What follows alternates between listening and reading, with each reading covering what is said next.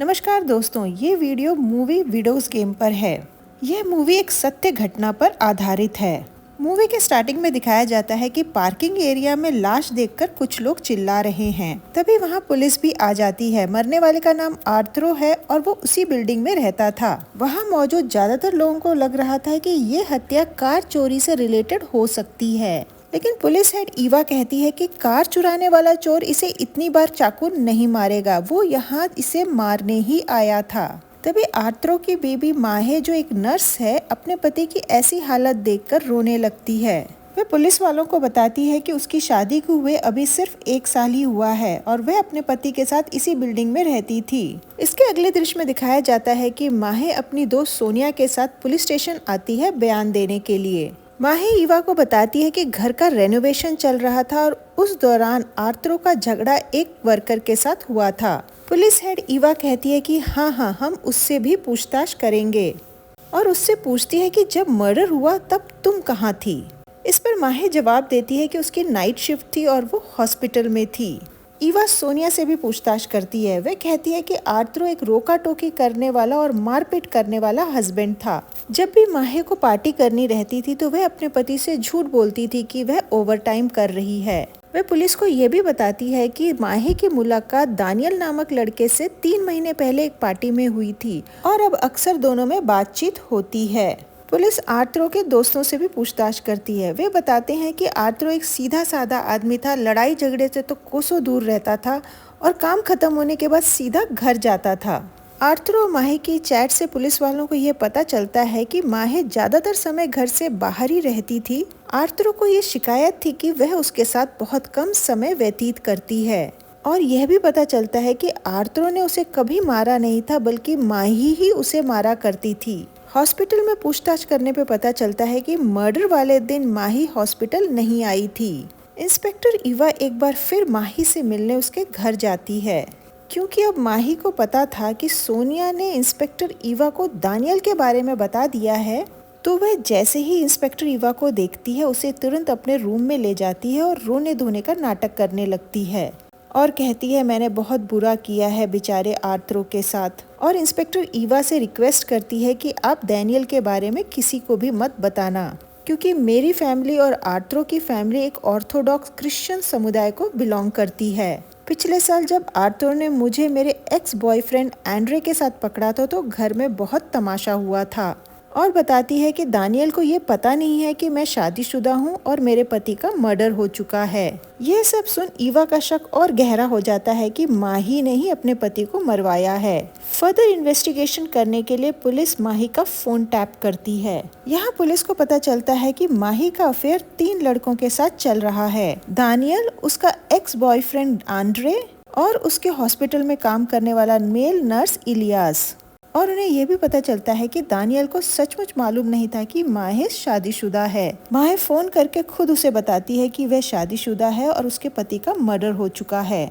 और हमें यहाँ ये भी पता चलता है कि दानियल और माहे मिलकर घर खरीदने वाले हैं। कॉल टैप करने से पुलिस को ये कंफर्म हो जाता है कि इस मर्डर में दानियल इन्वॉल्व नहीं है, लेकिन इसके बाकी 2 बॉयफ्रेंड में से कोई एक इन्वॉल्व हो सकता है। पुलिस लगातार फोन टैप करते रहती है। 2 महीने तक उन्हें कोई खास सुराग नहीं मिलता है, लेकिन 2 महीने बाद माहे को किसी सालवा का फोन आता है। वह कहता है कि मेरा पुलिस डिपार्टमेंट में एक दोस्त है और मैंने उस दोस्त से इस केस की अपडेट पूछी। माही उससे गुस्से में कहती है, तुमने उसे कुछ बताया तो नहीं? तुम्हें ऐसा नहीं लगता तुमने स्टुपिडिटी की है? सालवा कहता है, अरे वो मेरा दोस्त है, उसे कुछ शक नहीं हुआ। पुलिस को समझने में देर नहीं लगती कि ये सालवा ही है जिसने माही के कहने पर आर्थरो का मर्डर किया है। इसके बाद कहानी फ्लैशबैक में जाती है और हमें वहाँ से दिखाया जाता है जब आर्थरो और माहे की शादी हो रही थी। यहाँ हमें दिखाया जाता है कि दोनों शादी के बाद नए घर में शिफ्ट हो जाते हैं। माहे हॉस्पिटल में काम करती थी और आर्थरो कुछ इंजीनियरिंग का काम करता था। माहे को देर रात तक पार्टी करना, पब में जाना, ये सब पसंद था, लेकिन आर्थरो ये सब लिमिट में करना चाहता था। माहे ओवर टाइम का बहाना कर अपनी दोस्त सोनिया के साथ पब में जाया करती थी। यह हमें दिखाया जाता है कि उसे जब भी आंद्रे या फिर इलियास का फोन आता था तो वह सोनिया से कहती थी, देखो आर्थरो का फोन आ रहा है, मुझे तुरंत यहाँ से निकलना पड़ेगा, नहीं तो वह मेरे साथ मारपीट करेगा। ऐसा कह वह वहाँ से निकल जाती थी और जिसका भी फोन आया था उसके घर जा रात बिताती थी। आगे दिखाया जाता है कि एक दिन पब में उसकी मुलाकात हैंडसम लड़के दानियल से होती है। दोनों अक्सर मिलने लगते हैं। माहे ने दानियल को नहीं बताया था कि वह शादीशुदा है। दानियल उससे कहता है कि हम दोनों मिलकर एक बड़ा घर लेंगे और साथ में रहेंगे। एक दिन आर्थरो दानियल का मैसेज माहे के फोन में देख लेता है। वह उससे पूछता है कि ये दानियल कौन है। इस पर माहे उसी पर भड़क जाती है और उससे कहती है कि तुम मेरा फोन क्यों चेक कर रहे हो, क्या तुम्हें मुझ पर भरोसा नहीं है। आर्थरो कहता है कि ठीक है, तुम मैसेज दिखा दो, सब क्लियर हो जाएगा। माहे दरवाजा पटक कर वहाँ से जाने लगती है। आर्थरो गुस्से से कहता है तुम पहले भी दूसरे आदमियों के साथ सोती थी और अब भी सो रही हो। अगर तुम्हें मेरे साथ रहना ही नहीं है तो डिवोर्स लो और निकल जाओ मेरे घर से। इस पर माहे भड़क जाती है और कहती है कि इस घर के रेनोवेशन पर मैंने खर्चा किया है, तो ये घर सिर्फ तुम्हारा नहीं है, ये घर मेरा भी है। माहे आर्थरो को छोड़कर दानियल के साथ रहना चाहती थी, लेकिन उसे पैसे भी चाहिए थे क्योंकि वो दोनों मिलकर एक बड़ा घर खरीदने वाले थे। आगे दिखाया जाता है कि माहे हॉस्पिटल में आकर किसी को मैसेज कर रही है। वह लिखती है कि आर्थरो ने मुझे बहुत मारा, मुझे गालियां दी, मैं तंग आ चुकी हूँ, मैं चाहती हूँ कि वह मर जाए। आगे से मैसेज आता है कि मैं भी यही चाहता हूँ कि वो मर जाए। माहे उससे पूछती है क्या तुम मेरे लिए उसे मार दोगे। वह कहता है हाँ हाँ हनी, मैं तुम्हारे लिए कुछ भी कर सकता हूँ। आगे दिखाया जाता है कि माहे उससे मिलने जाती है। यह हमें पता चलता है कि मैसेज करने वाला आदमी साल्वा है, जो उसी हॉस्पिटल में हेड नर्स है। उसकी उम्र करीब 50 साल थी। वह शादीशुदा था। उसकी बीवी भी उसी हॉस्पिटल में नर्स थी और उसका एक बेटा भी था। माहे ने मीठी मीठी बातें कर उसे अपने प्यार के जाल में फंसा रखा था। वह उसके साथ भी सोती थी। वह उससे कहती है कि आर्थरो मुझ पर बहुत रोक टोक लगाता है, मुझे गालियां देता है, मुझे मारता है, जिस वजह से मैं तुमसे फ्रीक्वेंटली मिल नहीं पाती हूँ। अगर वो मर गया तो हमारे बीच में कोई नहीं आएगा। साल्वा, जिस पर बुढ़ापे में इश्क का भूत सवार था, समझ ही नहीं पाता कि माहे उसे पागल बना रही है और वह रेडी हो जाता है आर्थरो को मारने के लिए।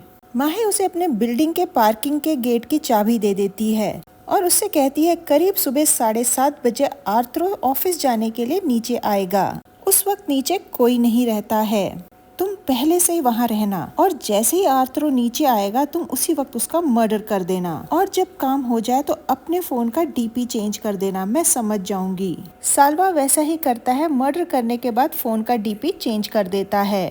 माही को समझ आ जाता है कि आर्थरो मर चुका है। मर्डर के 1-2 दिन बाद साल्वा माही से मिलने उसके घर आता है। उसे देख माही रोने धोने का ड्रामा करती है और कहती है आर्थरो कैसा भी था पर मुझसे प्यार तो करता ही था। मुझे दुख हो रहा है कि वह मर गया है, लेकिन फिर भी तुमने जो कुछ किया वो अच्छा ही किया। वह इनडायरेक्टली मर्डर का सारा ब्लेम साल्वा पे ही डाल रही थी। फिर उससे कहती है कि अभी पुलिस इन्वेस्टिगेशन कर रही है, इसलिए हमें कुछ दिन तक मिलना नहीं चाहिए और फोन पर बातचीत भी नहीं करनी चाहिए। बेसिकली अब उसका काम निकल गया था। अब वह साल्वा से पीछा छुड़ा रही थी। कुछ दिन ऐसे ही बीत जाते हैं। एक दिन साल्वा माही के पास आता है और कहता है मुझे तुम्हारी बहुत याद आ रही है, तुम्हें कुछ भी मदद चाहिए तुम मुझसे कह सकती हो। दोस्त के नाते मैं तुमसे बातचीत कर सकता हूँ, इसमें पुलिस को क्या शक होगा।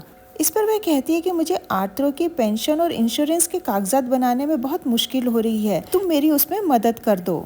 और कहती है मैं एक्स्ट्रा शिफ्ट कर रही हूँ, इसलिए मैं घर की तरफ ध्यान दे ही नहीं पा रही हूँ, तुम मेरा घर भी साफ कर देना। साल्वा सब काम करने के लिए रेडी हो जाता है। इससे एक बात तो समझ आती है कि साल्वा इतना बड़ा पागल था। वो लड़की उसे घुमाए जा रही थी और वो गधा बने जा रहा था। माहे का घर अच्छे से रगड़ रगड़ के साफ करने के बाद वह उसे फोन करके कहता है कि तुम यहीं आ जाओ, मैं तुम्हारा बेसब्री से इंतजार कर रहा हूँ। वह उसे टरकाते हुए कहती है कि मैं आर्थरो के इंश्योरेंस और पेंशन के काम में फंसी हुई हूँ और उससे कहती है कि पेंशन से रिलेटेड कुछ डॉक्यूमेंट्स उसके लैपटॉप में है, जो कि वह गलती से घर पर ही छोड़कर आ गई है। वह उसे अपने लैपटॉप का पासवर्ड बताती है और उसे कहती है कि वो इन्फॉर्मेशन उसके फोन पर भेज दे।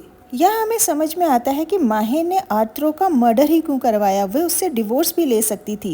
एक्चुअली मर्डर के बाद ही उसे इंश्योरेंस की मोटी रकम और पेंशन की रकम मिल सकती थी। साल्वा जब लैपटॉप खोलता है तो उसे वहाँ दानियल का मैसेज दिखाई देता है। मैसेज पढ़कर उसे समझ आ जाता है कि माहे के जिंदगी में कोई दानियल नामक लड़का भी है, जिसके बारे में माहे ने उसे नहीं बताया है। यह देखकर तो बेचारे का दिल ही टूट जाता है।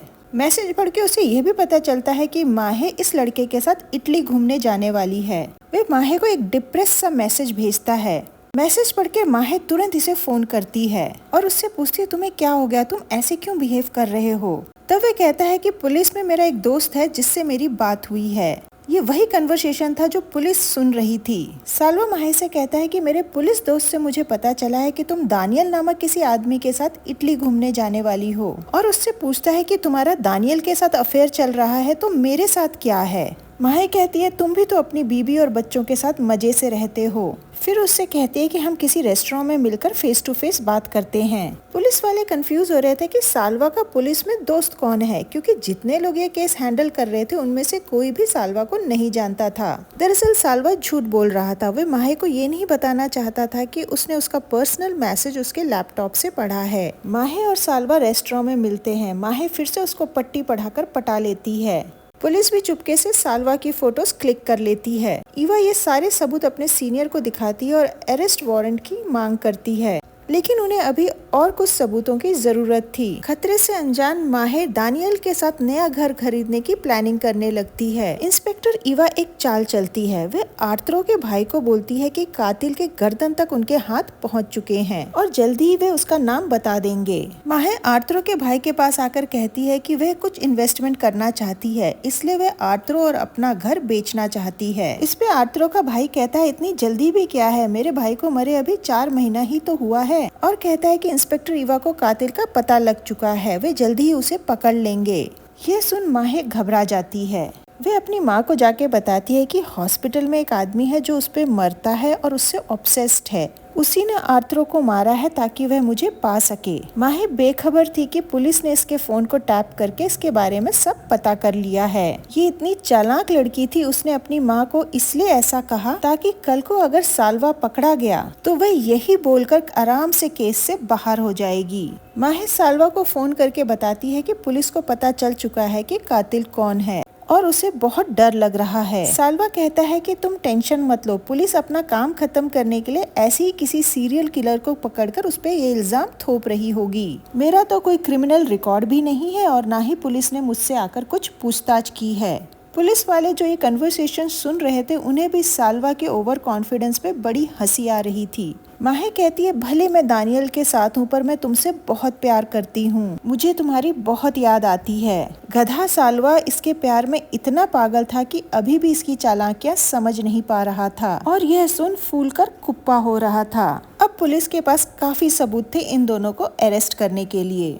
इंस्पेक्टर ईवा साल्वा को हॉस्पिटल से और माहे को दानियल के घर से अरेस्ट कर लेती है। ईवा दोनों से अलग अलग पूछताछ करती है। माहे जो इस बात से बेखबर थी कि इन लोगों के पास ऑलरेडी कॉल रिकॉर्डिंग है, वह वही बात दोहराती है जो उसने अपनी माँ को बताई थी कि ये मेरे पीछे पड़ा है और इसने मुझे पाने के लिए आर्थरो का मर्डर कर दिया है। इंस्पेक्टर ईवा कहती है तुम्हारे खिलाफ सारे सबूत हमारे पास हैं। तुम अपने बॉयफ्रेंडों को पागल बना सकती हो, हमें नहीं। तुमने अपने पति का मर्डर इंश्योरेंस के पैसे के लिए करवाया है। वहीं साल्वा माहे के प्यार में इतना पागल था कि वह पुलिस से कहता है कि माहे का मर्डर में कोई इन्वॉल्वमेंट नहीं है, जो भी कुछ किया है वो मैंने ही किया है, ये बिल्कुल निर्दोष है। कुछ समय बाद दोनों को कोर्ट में पेश किया जाता है। तब तक साल्वा को पता चल चुका था कि माहे ने उसे यूज किया है। वह कोर्ट में अपना स्टेटमेंट चेंज कर देता है और बताता है कि इसी के कहने पर उसने आर्थरो का मर्डर किया है। दोनों को मर्डर के जुर्म में जेल हो जाती है और इसी के साथ मूवी का अंत हो जाता है। ये मूवी सच्ची घटना पर आधारित है। ये दोनों अभी भी जेल में सजा काट रहे हैं। इस मूवी से ये सीख मिलती है कि बेईमानी का रास्ता आपको नर्क ही ले जाता है। आप लोगों की क्या राय है कमेंट में जरूर लिखिए। प्लीज़ चैनल को सब्सक्राइब कर लीजिए, वीडियो को लाइक और शेयर करें। Thanks for watching.